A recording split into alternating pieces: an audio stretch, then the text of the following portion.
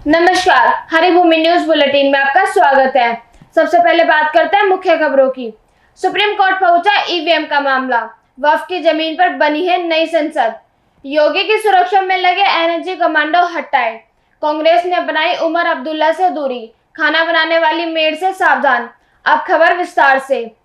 सबसे पहले बात करते हैं हरियाणा की।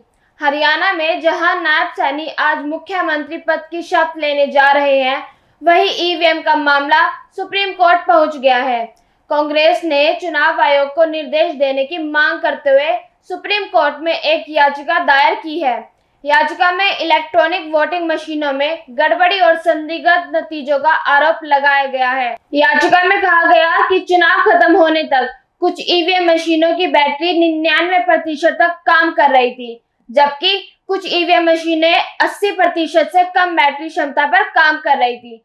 आपको बता दें कि हरियाणा में आए अप्रत्याशित नतीजों के बाद से कांग्रेस ईवीएम मशीन को लेकर लगातार हमलावर हो रही है। राहुल गांधी ने भी ईवीएम मशीनों में गड़बड़ी की आशंका जताई थी। विधानसभा चुनाव के 3 दिन बाद कांग्रेस के वरिष्ठ नेताओं का प्रतिनिधिमंडल चुनाव आयोग से मिला था। कांग्रेस ने ईवीएम मशीनों में हुई गड़बड़ी को लेकर हरियाणा में 20 विधानसभा सीटों पर फिर से चुनाव कराने की मांग की है। खबर वीआईपी सुरक्षा से जुड़ी हुई है। केंद्र सरकार ने देश के प्रमुख नेताओं की सुरक्षा व्यवस्था को लेकर बड़ा फैसला किया है। सरकार ने वीआईपी सुरक्षा से एनएसजी को पूरी तरह से हटाने का फैसला किया है। जानकारी के मुताबिक सरकार ने अत्यंत जोखिम वाले 9 वीआईपी लोगों की सुरक्षा का जिम्मा सीआरपीएफ को सौंपने का आदेश दिया है। इन 9 वीआईपी लोगों की लिस्ट में उत्तर प्रदेश के मुख्यमंत्री योगी आदित्यनाथ समेत बसपा अध्यक्ष मायावती, केंद्रीय रक्षा मंत्री राजनाथ सिंह, वरिष्ठ भाजपा नेता लाल कृष्ण आडवाणी, केंद्रीय जहाजरानी मंत्री सर्बानंद सोनोवाल, छत्तीसगढ़ के पूर्व मुख्यमंत्री रमन सिंह, जम्मू कश्मीर के पूर्व मुख्यमंत्री और डेमोक्रेटिक प्रोग्रेसिव आजाद पार्टी के अध्यक्ष गुलाम नबी आजाद, नेशनल कॉन्फ्रेंस के अध्यक्ष फारूक अब्दुल्ला और आंध्र प्रदेश के मुख्यमंत्री एन चंद्रबाबू नायडू का नाम शामिल है।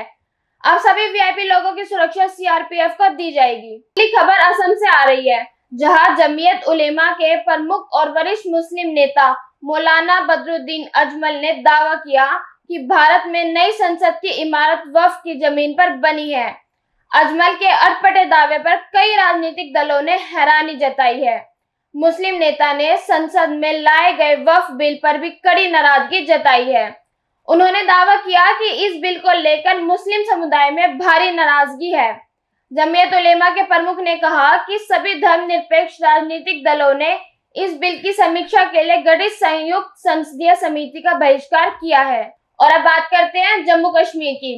नेशनल कॉन्फ्रेंस के नेता उमर अब्दुल्ला ने केंद्र शासित प्रदेश जम्मू कश्मीर के मुख्यमंत्री के रूप में शपथ ले ली है।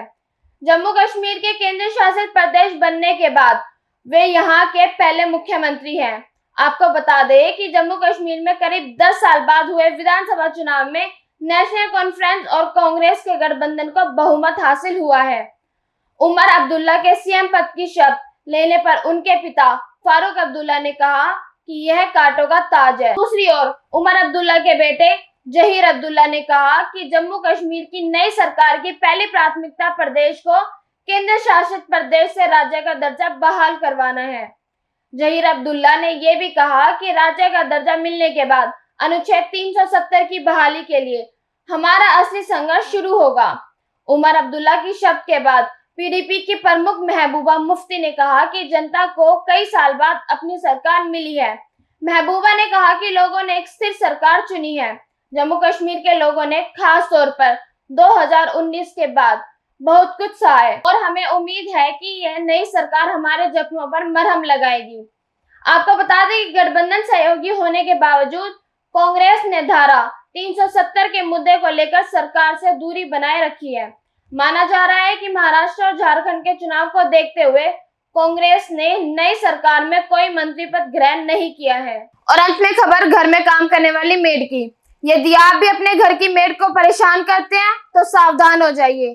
दिल्ली से सटे गाजियाबाद से एक हैरान कर देने वाली घटना सामने आई है। इस घटना को जानने के बाद शायद आपको खाने से भी नफरत हो जाए या आप किसी और के बनाए पर भरोसा न कर सके।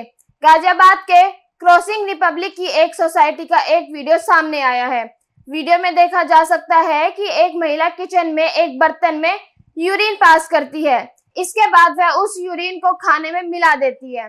बताया जा रहा है कि यह महिला नौकरानी है जो सोसाइटी के एक घर में खाना बनाने का काम करती थी और कई सालों से अपने मालिक को यूरिन के आटे की रोटियां खिला रही थी। पुलिस ने मेड को हिरासत में ले लिया है। पूछताछ के बाद मेड ने कहा कि उसके मालिक उसे बात बात पर तंग करते थे और उसे परेशान करते थे।